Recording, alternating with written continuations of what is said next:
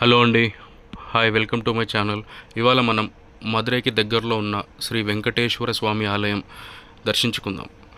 ఇది చుట్టూ కొండల మధ్యన దట్టమైన అడవిలో భూదేవి శ్రీదేవి సమేతస్య వెలిసినటువంటి క్షేత్రం అండి.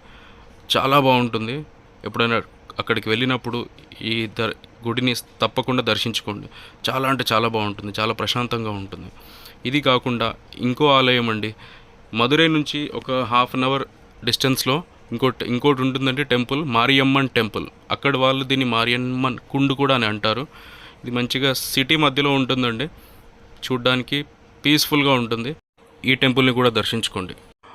తిరుమల నాయగర్ ప్యాలెస్ అండి. 16th సెంచరీలో కట్టారంట తిరుమల నాయగర్ అనే రాజు. ఇది 2 కిలోమీటర్ డిస్టెన్స్లో ఉంటుందండి మధుర మీనాక్షి అమ్మవారి టెంపుల్కి. చాలా పెద్దగా ఉంటుంది. ఇంతకుముందు దీనిలో సినిమా షూటింగ్స్ కానీ వేరే ప్రోగ్రామ్స్ ఏదో చేసేవాళ్ళంట. బట్ ఇప్పుడు రిపేర్ వర్క్ ఉండడం వల్ల అన్నీ ఆపేశారు. చాలా బాగుంటుంది.